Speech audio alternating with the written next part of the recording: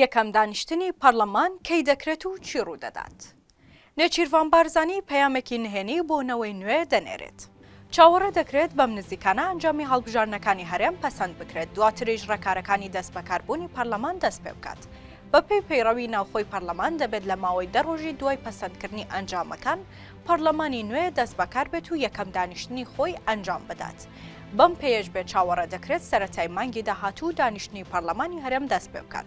یەکەم دانیشتن بەپێی یاسا دەبێت و جگە لە سوێند خواردنی ئەندامان دەستەی سەرۆکایەتی پەرلەمانیش هەڵدەبژێردرێن.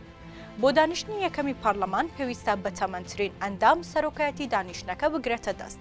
بەتەمەنترین ئەندامیش محەممەد سلێمان لە فراکسیۆنی نەوەی نوێیە، دەبێت سەرۆکایەتی ئەم جارەی پەرلەمان بکات. سەرۆکی بەتەمەنی پەرلەمان کە لە نەوەی نوێیە دەتوانێت لە یەکەم دانیشتنیدا دەرگای خۆکاندیدکردن بۆ سەرۆک، جێگر و سکرتێری پەرلەمان بکاتەوە و دەستەی سەرۆکایەتیش هەڵبژێرێت. نەوەی نوێ پێشتر و لە خولی پێشودا دژی ئەوە بوون کە دانیشتنی یەکەم بەکراوەی بهێڵنەوە، بەڵام ئەم جارە هەموو ئاماژەکانیان دەرخەری ئەوەن کە دەبێت دەرگای خۆکاندیدکردنی دەستەی سەرۆکایەتی پەرلەمان بکەنەوە، چونکە لە بەرژەوەندی خۆیانە و دژی بەرژەوەندیەکانی پارتی و یەکێتیە.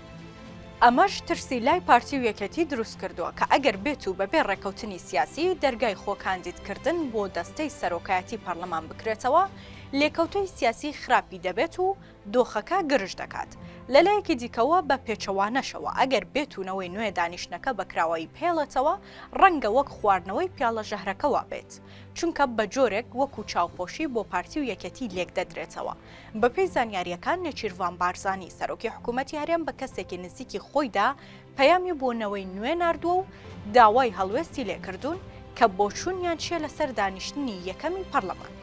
سەرچاوەیەک لە سەرۆکایەتی هەرێمەوە لەم بارەیەوە ڕایگەیاندووە دەیانەوێت بزانن هەڵوێستی نەوەی نوێ چی دەبێت. نایەنەوێت دۆخەکە لەدەست دەربچێ بەبێ ڕێکەوتنی سیاسی. هەر چۆنێک بێت 2 هەفتەی داهاتوو بینەری شانۆ سیاسیەکە دەبین و بزانین چی دەگوزارێت و ئاڕاستەی ڕووداوەکان بەرەو کوێ دەڕۆن.